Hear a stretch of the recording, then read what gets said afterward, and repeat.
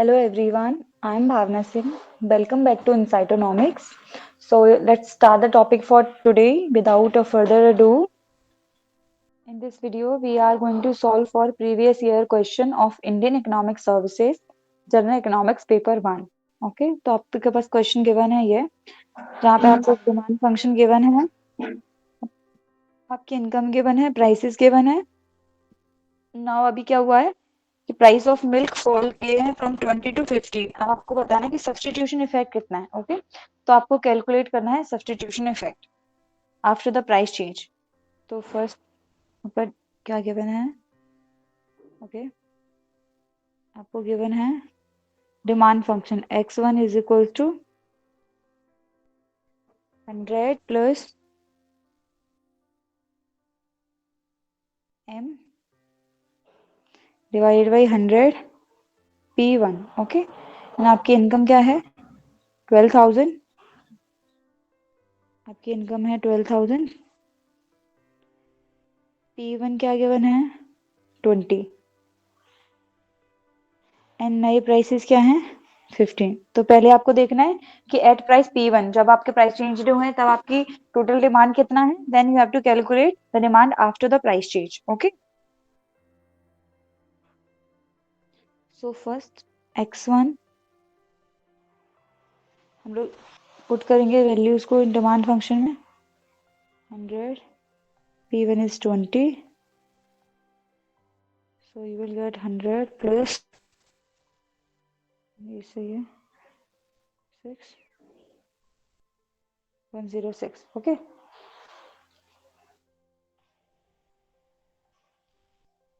सो x1 आपकी demand जब आपकी इनकम 12,000 है ना, प्राइस 20 रुपीज पर लीटर है, तो डिमांड जो मिल्क की जो x1 क्या है यहाँ पे मिल्क है उसकी डिमांड कितनी है? 106 लीटर. ओके ये उसकी डिमांड है. x1 is equal to 106 before the price change given the income. आपको सब्सटीट्यूशन इफेक्ट कैलकुलेट करना है. तो सब्सटीट्यूशन इफेक्ट कब कैलकुलेट करते हैं कि x1 की आप डिमांड देखते हो at a price, eight a new price, new income. Okay तो आपके पास नया प्राइस तो है, नई इनकम नहीं है, तो आपको क्या करना है? आपको न्यू इनकम फाइंड करना है पहले. तो आपके पास x1 का वैल्यू आ गया. आपको ये देखना है कि आप सिमिलर x1 की क्वांटिटी 106 रख सकते हो एट अ न्यू प्राइस. तो आपको कितनी इनकम चाहिए कि आप 106 यूनिट मिल्क कंज्यूम कर पाओ eight a new price. Okay हमारे पास डिमांड फंक्शन क्या था? तो आप x1 इक्वल्स टू क्या है? 106 which is equals to 100. Demand function कुछ इस तरीके से ही था ओरिजिनल वन. एंड आपको नई इनकम फाइंड करना है कि वो इनकम क्या होगी जिससे कि आप ओरिजिनल बंडल कंज्यूम कर पाओ. तो ओरिजिनल जितना भी कंज्यूम कर रहे थे 106 उतना कंज्यूम कर पाओ but at a new price. Okay 100 p dash new price. Value put करते हैं न्यू प्राइस की m डैश, और आप इसको m डैश के फॉर्म में लिखते हैं पहले. So your m dash divided by 100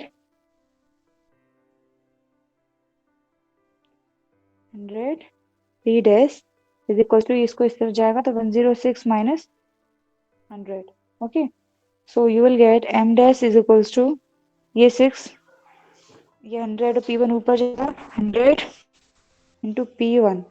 सो आपका आएगा m dash is equals to 600 into p1. आपका p1 क्या था? नया प्राइस. p1 p डैश नया प्राइस क्या है? 50. ओके आपकी इनकम कितनी होगी?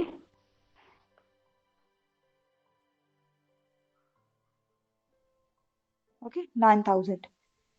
तो इसका मीनिंग ये है कि पहले जो आप 106 यूनिट कंज्यूम कर रहे थे गुड एक्स की एट प्राइस 20, वो आप सेम यूनिट अभी भी कंज्यूम कर सकते हो but at price 15 and income 9,000.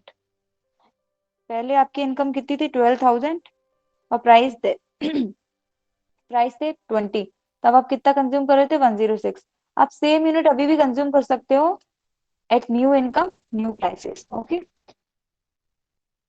अब आपको देखना है कि आपकी नई इनकम पुट करोगे तब आपकी डिमांड कितनी होगी. Then you will get the value for your substitution effect.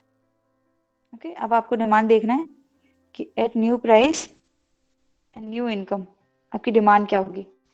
सो आपको एक्स्ट्रा डैश, ओके। ये 100 है। न्यू इनकम क्या है? 9,000। 100। न्यू प्राइस क्या है? 15। अब आपको देखना है X1 का डिमांड कितना होगा। 100 प्लस 6, 0 से cancel, so you will gate 106। तो इससे आपको पता चलता है कि you can consume the same unit 106 after the price change, after the income change, okay. अभी हमें देखना है कि हमारा सब्स्टिट्यूशन इफेक्ट क्या होगा। तो first let me define the substitution effect, okay.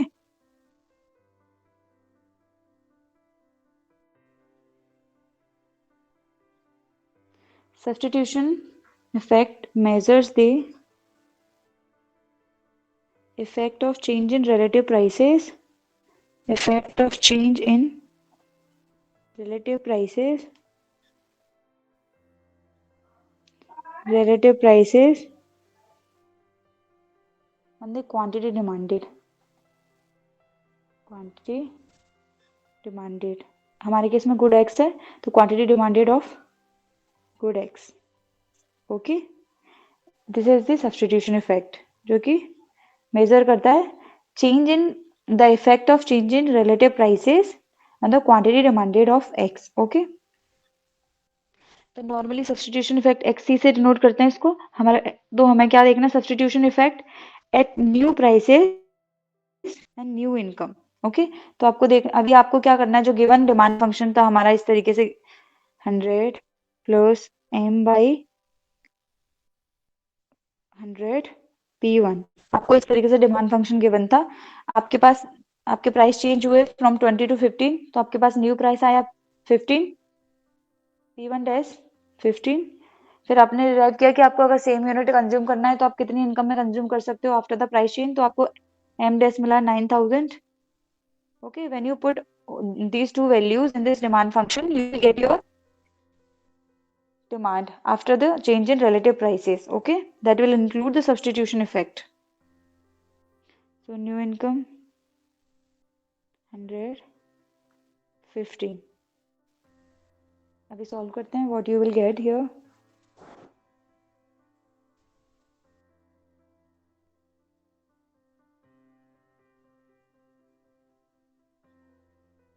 so you will get 100 plus 6, so your xc equals to 106, okay।